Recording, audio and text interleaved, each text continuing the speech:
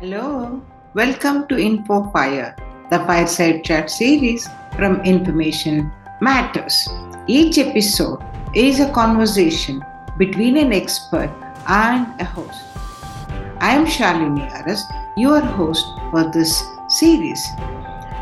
I am an academic with more than 4 decades of experience in teaching and researching information science, believing in the power of digital technologies to transform science and society. I initiated many projects, including setting up the first iSchool in India called the International School of Information Management at the University of Mysore with a seed grant from the Ford Foundation.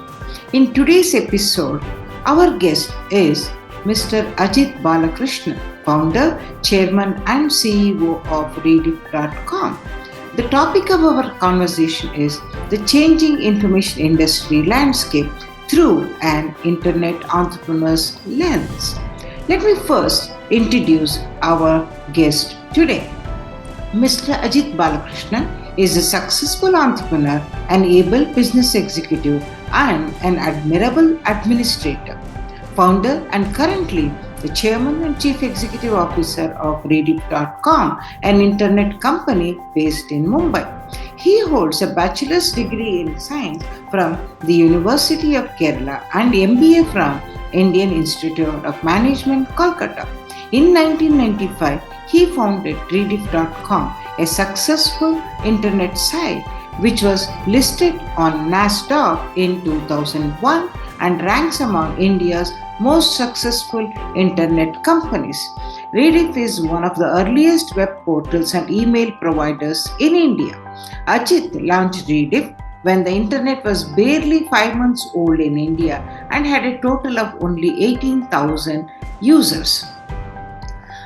The DataQuest magazine listed Ajit Balakrishnan in 2007 as one of the 25 people who shaped Indian IT.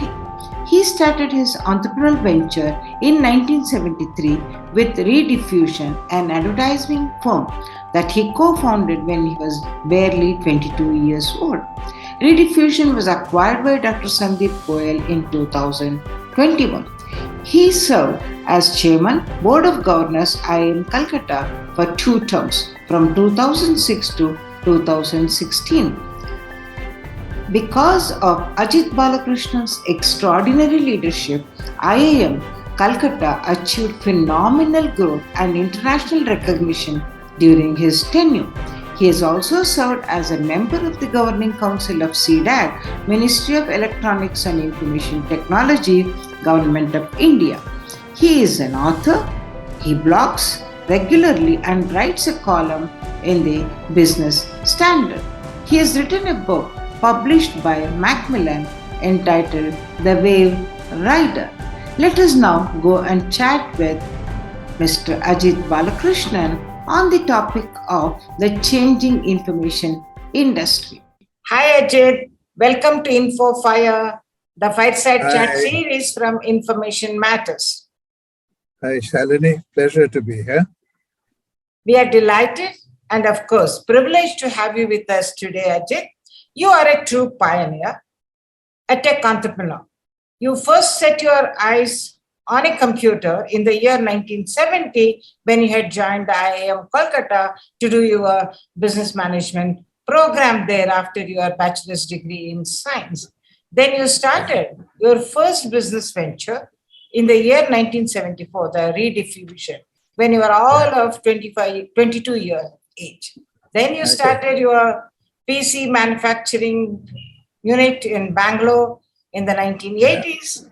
And then there were lots of disruptions that were happening around the world.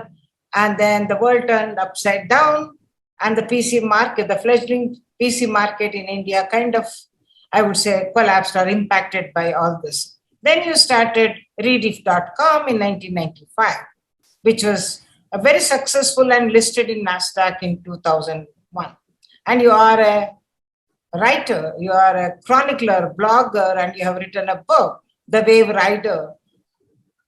So is it true to say that your book, Wave Rider, is autobiographical almost, Because you are a wave rider. Yeah, in a sense, it's true. It's wave riding, on the one hand, implies that you run after any new fashion trend, which is not true for me. But I think there are these, I've been a great believer in there's great technological waves, So I think there's a large number of us who combine knowledge of technology with sociology. And then you find that there are these social waves created by technology. And in our lifetime, we've been experiencing, I think, really two. When I started working in the early 70s, 71, 72, after graduating from IAMAI Calcutta, as you pointed out, I was witness to the effect of the tech wave just before the computer wave. And that is when, the kind of the chemical innovation wave was going on. For example, when I landed up in Bombay traveling third class train by express and stayed in a PG, around me in this area called Parel, there were 110 textile mills, all very, very successful, names. And but in the period of the next 8 to 9 years, all of them collapsed. And then I was watching all this, not knowing what is going on. There would be strikes and, hartals and, kind of physical attacks between workers and management. And suddenly they were all locked up. It took me another 5-7 years to figure out what was going on, because when you ask people, they kept saying Datta Samant, implying that Datta Samant was a trade union leader whose actions of calling strikes had brought down the textile mills.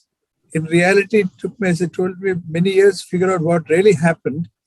And that really was all these Bombay textile cotton mills were facing a crisis in the 1973, 74, or even 1970, when nylon and polyester arrived on the scene. And suddenly no woman worth her self-respect would wear cotton saris. And they would only wear nylon saris. I remember my elder sister telling my parents, if you don't buy me a nylon sari, I refuse to go to college from tomorrow, because I don't want to look like an old woman wearing cotton saris. Okay, and all of us would not be seen wearing cotton trousers. We must all have Raymond's polyester trousers and polyester shirts. That the arrival of, during the chemical innovation, the substitutes of nylon and polyester destroyed the cotton mills. So, but nobody realized it. As a matter of fact, just the other day, about a year ago, I finally managed to meet Mr. Podar, who then was 99 years old, who ran pioneer of the textile industries, Podar mills and so on. The kind of the ruins of which are still evident if you drive down Parel. And I used to spend several evenings with him in his balcony on Marine Drive, ask him, sir, what really happened? What brought the textile mills? And he would always turn around and say, Ajit, Datta Samant did us under. Even 50 years after the event, nobody acknowledged what the underlying truth of it was. And Datta Samant was a trade union leader who were brought in because the workers were not paid their salaries and salary cuts, and the workers were not paid for several months because the cotton textile mills couldn't afford to pay salaries. And so he was a villain. So it struck deep into me that the effects, both positive and negative, of technological waves are very rarely realized while that is going on. Okay? It takes several decades to realize. And very intelligent, the Bombay textile mill owners are very smart guys, very smart. All the Nasli Wadias of the world, etc., Bombay Dyeing, and all those names are legend, Phoenix Mills. So something like that is in the offing for the next generation, which is the digital wave which is now passing through the world. I often tell my friends who are in business that, look at both the positives and negatives. Okay, the chemical revolution which destroyed the Bombay textile mills and because of creating polypropylene and etc., also had positives. It made fertilizer very cheap, which is what has triggered the green revolution, and food became plenty. Pesticides became very cheap, so the agricultural sector shot up during that time, and so on and so forth. There are pluses and minuses, and at the moment, everyone is rejoicing on the money-making abilities of the internet. All kinds of billionaires and all kinds of things are being spoken about. And I caution them and say, look at the pluses and look at the minuses, guys. Yeah. Yeah. I mean, for that matter, any innovation or technology for that matter displaces some, and then also creates opportunities. In fact, my question when I asked you whether is it okay to call you a wave rider was from the definition of wave rider as in a person who has the innate curiosity to go with the flow and constantly, seizing upon an opportunity when others see no possibility or even disaster. That's a definition of wave riders. You look at the opportunity. So that's in that sense, I said, you started in the marketing, diffusion, and then went on to the PC market and then on to the internet. So let us come to the internet entrepreneurship phase of your life somewhere in the 1995 when you started rediff.com. Please tell us more about how you came to seize this opportunity. To go back to the definition of a wave, see the opportunity first and seize the opportunity. I was excited by it at that time, and since I had one foot in media in recent times, right through the 70s, I was fascinated by the possibilities of media, which is why I joined two other guys and founded Rediffusion. So in that sense, I thought the possibilities of the internet making a kind of revolution in media was apparent. I think at the moment Tim Berners-Lee put up his first website, and I, among a few people in the world, went to see it. And they realized suddenly, like a stroke of insight, that this is going to change the media as we have known it, print newspapers and cinema and so on and so forth. But nobody, including myself, knew the full degree to which it would change it. I thought it would maybe replace newspapers to some extent. That's about it. But if you look back and see what has happened, it has completely changed media. And now it is finding its way through the financial services sector. And it's going to be real dramatic change in the next 3 to 5 years. And all the big agglomerated banks that are all going to disappear. Just as the media groups have disappeared. And just as Bombay's textile mills have disappeared. All kinds. So I think, and we must, again, carefully think through what are the pluses of such things and what are the minuses. Both will exist. Okay? Yeah. I mean, as we are reiterating the same, that there is always a plus and a minus. In fact, you mentioned in your book somewhere, I think, if my memory serves me right, about how Vasco da Gama coming or landing in Calicut, your home region or hometown. We have all like children studying in, Vasco da Gama and all that. We see the positive side because that is what is normally, remains or is enduring. But always there has been a negative side of, for example, the imperialism part of it, right? So that way of, let us say, the shipping. That way was quite, the invention of the steam engine and sailing ships, it stimulated international trade. It did. But it also meant slaves were taken away from Africa and slavery was introduced. It introduced colonialism. Vasco da Gama came and, I think soon after the British came after him. And India went through a couple of 100 years of being part of a colonial subservient state. Because we didn't wake up to see what's going on. People... Similarly, there is a danger that the internet revolution can make India another colony soon. I tried whispering this into the ears of various policymakers, but nobody takes that seriously. That There is some truth to saying that we are already, a slave to the 5 big tech companies who, we send our email through them and we read news through them. So media is dominated. True. But I think it is worth cautioning that all kinds of technological breakthroughs come with pluses and minuses. And you must carefully steer public policy in a way that you can do something about it. Yeah, it's true that technology in general, from computing to internet, etc., it has been primarily a byproduct of, you can call it as the negative things like war. War itself was a reason for the development of computing industry or computing technology. Similarly, Cold War was the reason for internet technology. So war at such period gives rise to this, and new products and technologies or innovations also result in some other negative thing. But we can also say India has kind of benefited by riding this wave. Whether you look at the .com, happened, and then how the IT sector benefited our exports and all that. We have also benefited, right? Yeah. No, absolutely. Each will come with benefits and negatives. Yeah, that's true. Thing. It's true. That's true. Now, you mentioned about the banking sector. Of course, everybody is talking about this blockchain technology, NFT, and all of that. Could you elaborate a little bit more on some of the exemplars of these in disruptive innovations?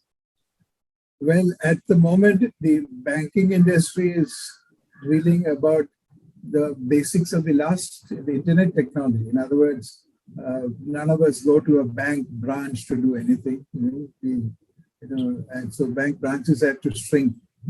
They must reduce it to 10% of their current one, and which they'll find very difficult to do. There are hundreds and thousands of employees there.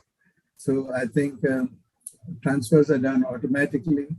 Checkbooks are disappearing more and more, and I've personally not signed a check for at least 2 years. And I run a business and I do things. We go to restaurants and so on and so forth. I think there's a revolution in the payments business, absolutely. So that I think many payment companies have sprung up, taking away business from the banks. That is one. But the really exciting thing is the next level where internet technology is going, and that is the blockchain phenomena. Which is conceptually, you can say that suddenly means moving away from a centralized structure to a completely decentralized structure. A blockchain is a decentralized ledger, which makes that, you don't need any kind of central authority to approve or disapprove things and so on and so forth. That is a very exciting time, and I'm spending a couple of hours a day writing code in blockchain to fully understand the full dimensions of it. So I think that is going to present lots of positives, but also I can already see the negatives. So, blockchain and now non-fungible tokens are much in the news nowadays. Those are going to be I think at the risk of sounding like an exaggeration, they're going to redefine civilization, human civilization, in a fundamental way. Because through every industrial revolution has resulted in centralization of things. The concept of a factory was invented after the first weaving machines and spinning machines were created. They're done in London because people no longer, it's not productive for people to work from home with spinning machines, etc. You could put all the machines in one area called a factory, and then you could employ child labor to do things. That child labor is what fueled the first industrial revolution. Now, suddenly, thanks to the combination of COVID and blockchain, we are now moving into a decentralized world much, much faster than if COVID had not happened. So it has almost become normal to work from home in any case. Okay, and even very active business guys like we attend office on Tuesdays and Fridays. The rest of the time, we're all working through conference calls and video calls and consultations. And the business will be growing, no less than it was if we were all been in the office. So, that is going to have a decentralized working system will have severe challenges, for example, for the auto industry. The auto industry's boom in recent times has been because people live in the suburbs and travel every hour to some centralized location. But when work from home takes off in a really big way, as it is already done in cities like Bombay and Bangalore, you'll find that the car is a leisure instrument. Nice to have it, maybe weekends, maybe. Okay, and similarly, real estate is going to relook itself. No longer is a big fortune in building a Bandra Kurla financial complex and things of that kind. Every city has that. So, we're going to relook at how the economy is built when blockchain happens. It's underway. It is, I think, lots of new entities are emerging who want to use blockchain as a method of organizing and decentralizing financial approvals. So I think it's a revolution about to start. And there's one more coming around the corner, attached off the blockchain phenomena. It's called Metaverse. Yeah. I think Metaverse, as everyone it was slowly boiling in the background, but then Zuckerberg of Facebook announced that he's going to change the name of his company from Facebook to Meta.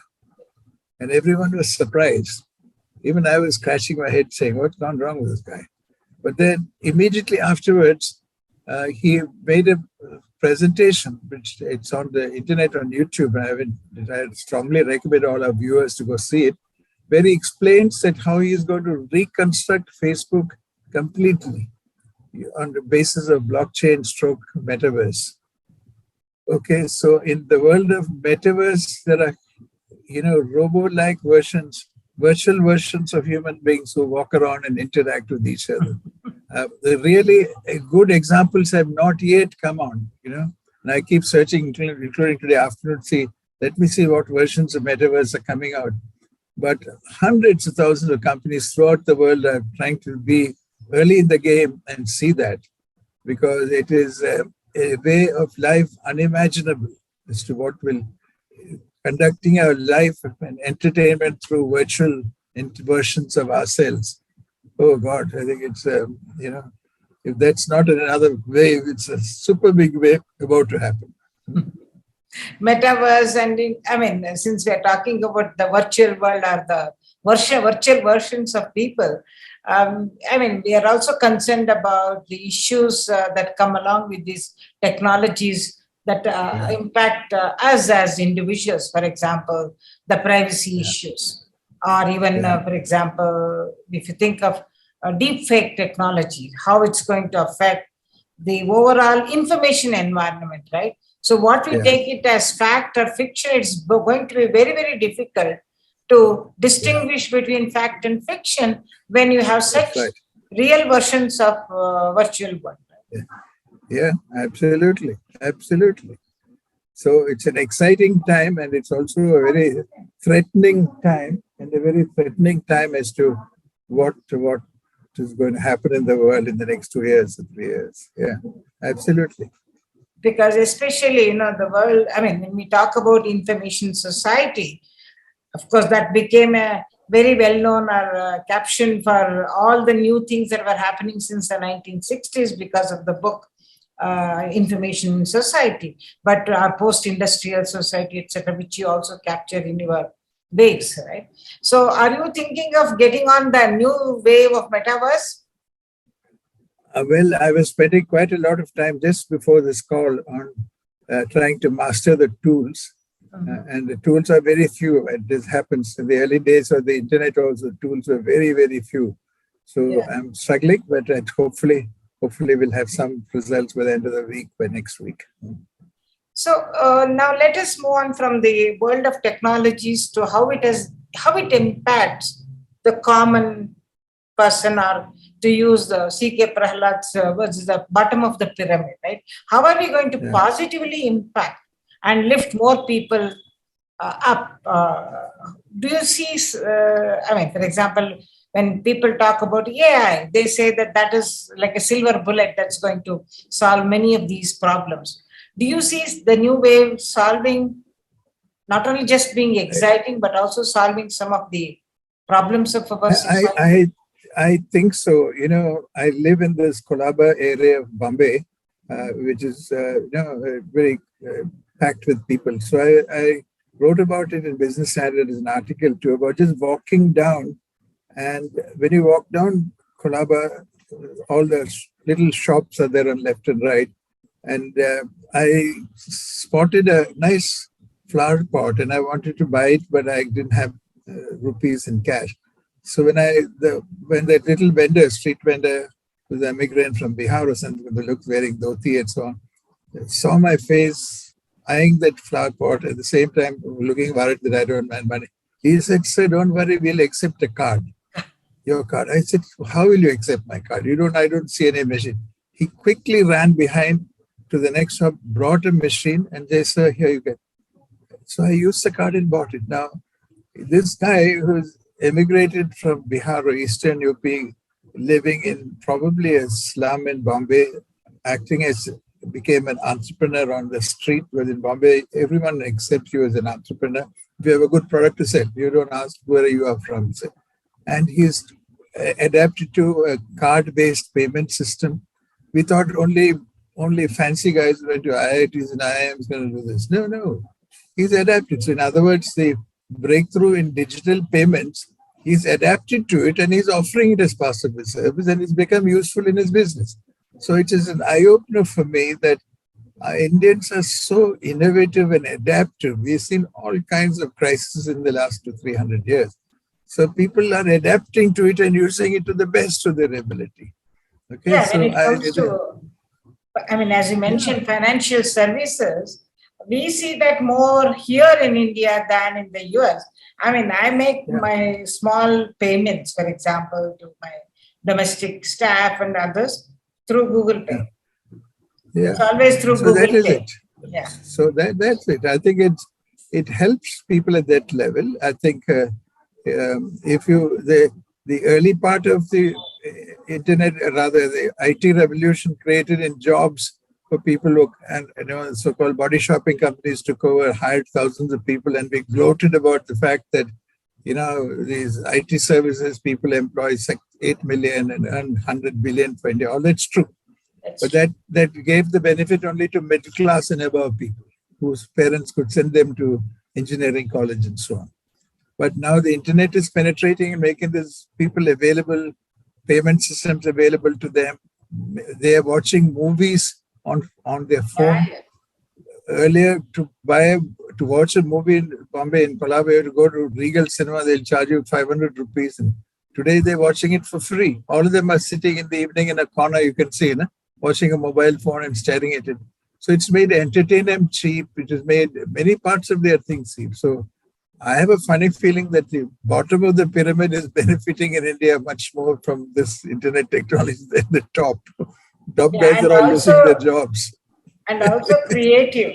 Let me share my own person. Like last year, I had my grandchild here, and my maid, she was taking photographs of all of various things. And within half an hour, she sends me a TikTok video, which I still don't know how to create a TikTok video. No, I think that they're making it people, devices and mobile devices and software apps like TikTok and the many like them, bringing out that lady's creative aspirations, which you could not really, unless you had an expensive camera, you could not have done it. So I think many things are happening here which are supremely positive. Yeah, and I was thinking, well, maybe I should learn how to create a TikTok video, which I still don't know. Anyway, that is banned also in India now. But the point is, there are other TikTok-like devices. There are hundreds of them. Yeah, true. So yes, it is true that it has impacted everyone positively. Let us take that. But it is also, in one sense, creating greater inequalities too, right? In the sense of, this is my take on this. They are getting more and more distracted with movies and these kinds of things rather than getting on the, moving up the value chain. Do you think so, or you don't agree? I don't think so. I beg to differ. But I think these divided. You took the example of somebody in your circle, some servant lady or someone who's using a mobile phone and an app like TikTok to take pictures and express her that's an immense breakthrough. What it does to her self-confidence and her view of the possibilities of life is very different from earlier. They'd say, I slave for 6 months and I can afford to see one movie sitting in the front of a cinema in some cheap hall. It's all equalized. You and I see the same movie as she does. The same situation. I'm a great optimist. I think this phase of information technology is now starting to help everybody equally, I think. Yeah, true that. Technology in that sense is not just an enabler, but it's an equalizer, as you said. Because, I can speak from wearing a different hat, as you said, as a woman. See, it was only since the mobiles came into India in 1998, I felt fully liberated while traveling. Absolutely. Until then, I had this little bit of feeling of insecurity, like, arriving in, let us say, Delhi or Bombay airport, I would have a bit of a problem if it were to be beyond 9 p.m., for example. But once the mobile phone was in my hand, I felt more liberated. Right.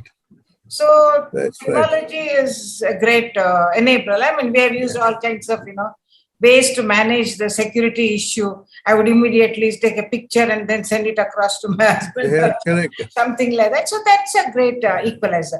Now let us come to one other important aspect which you are interested in, and I as an academic is interested. You have been part of the governing board of IAM for 10 years. So I would like to, and also you've been a part of the Knowledge Commission and the new education policy. So what do you see the way forward in terms of educating the future generation?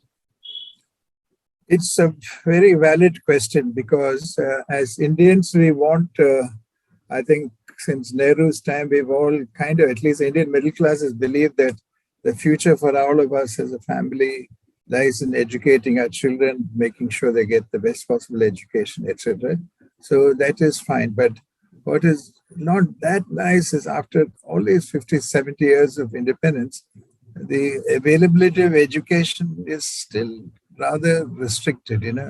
Those of us from middle class and above families keep on monopolizing the IIMs and the IITs and so on. Our children have advantage, but they're sent to better schools and they have time to study.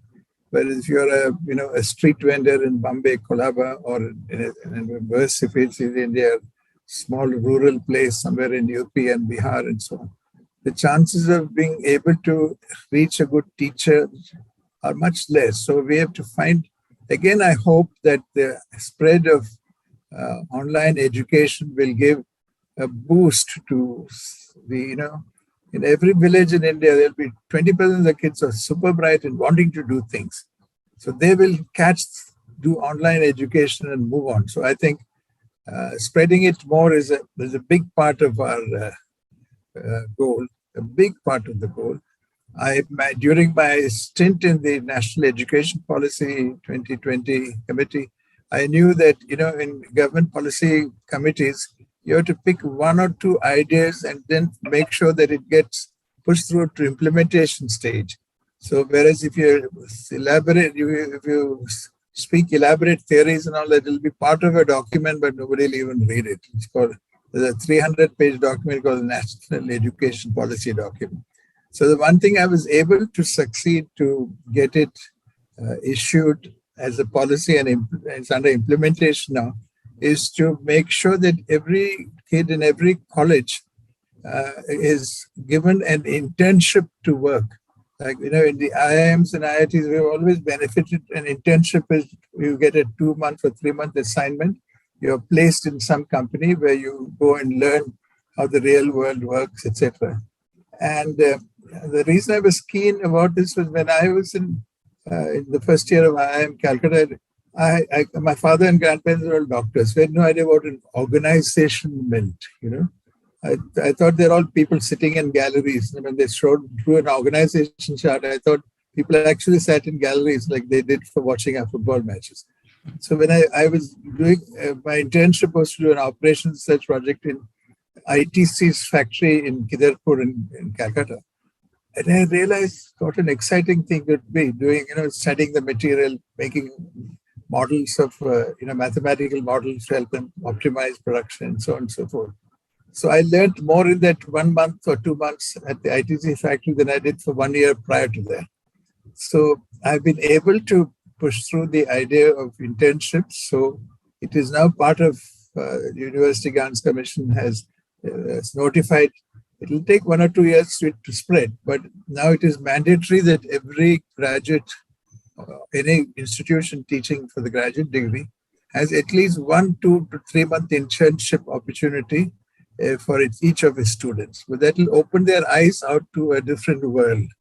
So I'm happy that it is one of these things I've gone through, and so I think some of these things are the ones which will help a lot. Yeah, again, internet and the availability of educational resources on the net is humongous, right? So if anyone absolutely. That's right. Whether it is Khan Academy or any of those things, or Coursera, all of that, right?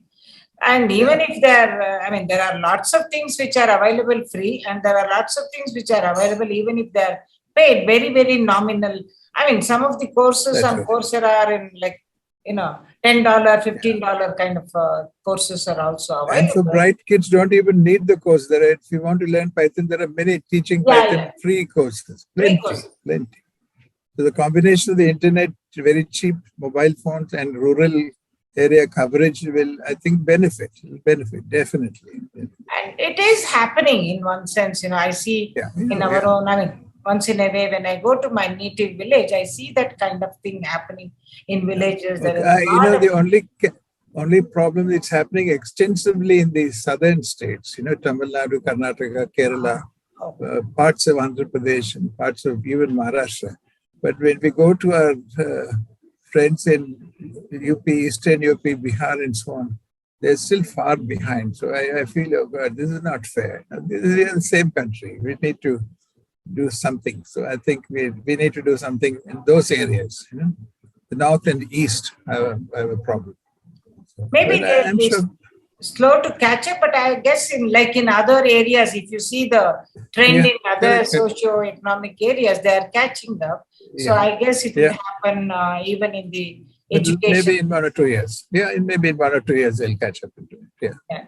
So what's your final thoughts on to our viewers, if you can share, for the future of the information world or information society and information industry?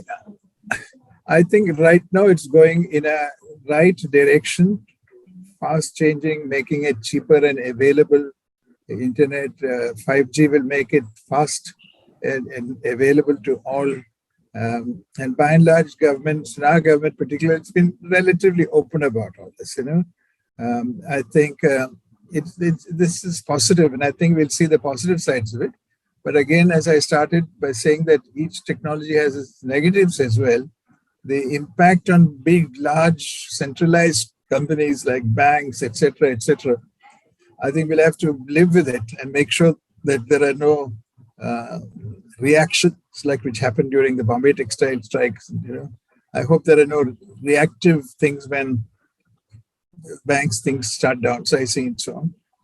But I think on the whole, I'm very optimistic. The internet will make sure that the average Indian will get access to information and education and socialization. He can meet people not just from his village, from across all parts of India or the world. So I only see positive things happening. Thank you so much, Ajit, for sparing your time and then your thoughts with us. You have always been very kind. Whenever I have sent out a request, you have been doing that, despite all that you have done. Okay. Now, one last, even though I asked for a final one last question is about your own personal journey, as in, what's your take on entrepreneurship? Because there are so many kids who want to be entrepreneurs. So would you give them some advice on the pluses and the minuses of entrepreneurship? I think the pluses are that you can express your ideas without having to get it approved by a hierarchy of bosses. Okay. The minuses is that you must, you'll find that out of 10 ideas you try, 8 will fail. Okay. You have to learn the art of failing cheaply.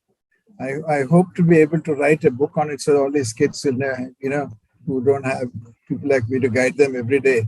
The art of failing cheaply so that you can fail 7, 8, 9 times and still come out on top. Okay.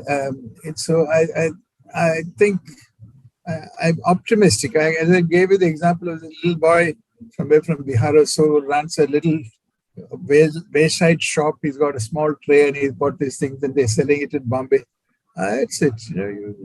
There are tremendous opportunity for entrepreneurship and a spirit of entrepreneurship among Indians.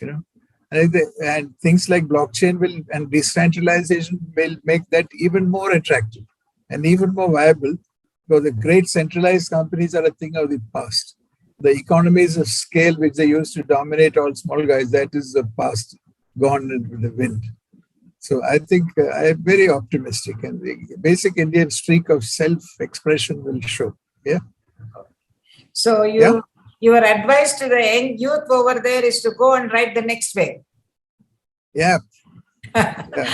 Get your basic education, and however boring it sounds when you're in college, all the things you're learning, learn sincerely, but you'll find use for it later.